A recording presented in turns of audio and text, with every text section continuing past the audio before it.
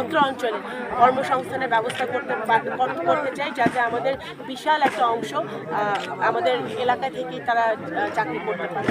তারপরে আমাদের মা বোনদের শিক্ষা, মা বোনদের স্বাস্থ্য, এগুলো নিয়ে আমি কাজ করতে চাই। সমস্যা অনেক আছে, কিন্তু এগুলো সমাধানের উপায় আছে।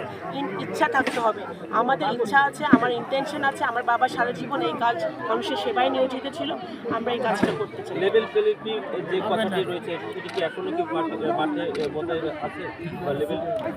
লেভেল প্লেইং ফিল্ড বজায় আছে, কিন্তু কোনো ক্ষেত্রে ব্যত্যয় ঘটছে। সেটা নির্বাচন কমিশনের দৃষ্টি আমি আকর্ষণ করেছি ইতিমধ্যেই।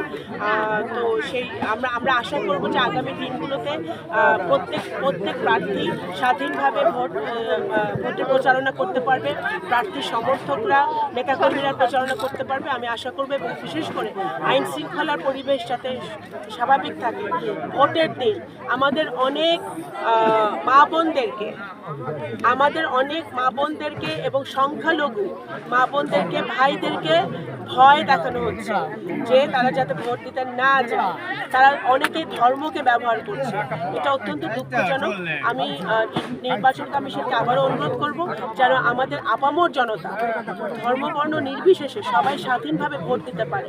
এই 17 বছরের আন্দোলনের ফসল, জুলাই অভ্যুত্থানের ফসল, আগামী দিনের 12ই ফেব্রুয়ারি নির্বাচন যাতে সুষ্ঠু হয়, স্বাভাবিক হয়, নিরপেক্ষ হয়, নিরাপদে মানুষ ভোট দিতে পারে, সেটা নিশ্চয়তা নির্বাচন কমিশনের দিতে হবে এবং বর্তমান ইন্টারিম সরকারেরও দিতে হবে।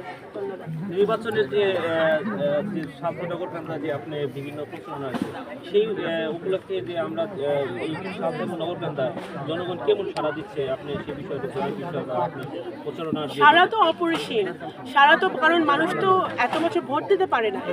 বিশেষ করে আমি যেখানেই যাচ্ছি, মা বোনরা মুখিয়ে আছে ভোট দেওয়ার জন্য। যারা নতুন ভোটার, 18 বছরের আমাদের ছোট ছোট ভাই বোনরা যারা 18 সালেও ভোট দিতে পারে নাই, 2024 আমির নির্বাচনে ভোট দিতে পারে নাই, তারা সবাই মুখিয়ে আছে যে প্রথমবার মতো তারা যাকে ইচ্ছা তাকে, যে প্রার্থীকে ইচ্ছা সে প্রার্থীকে, যে প্রতীকে ইচ্ছা সেই প্রতীকে তারা ভোট দেবে। সে সারা তো অপরিসীম। আমি মনে করি যদি সুষ্ঠু ভোট হয়, স্বাভাবিক ভোট হয়, মানুষ যদি নির্ভয়ে ভোট দিতে পারে, তাহলে ধানের শীষের বিজয় সুনিশ্চিত। নগরকান্দা।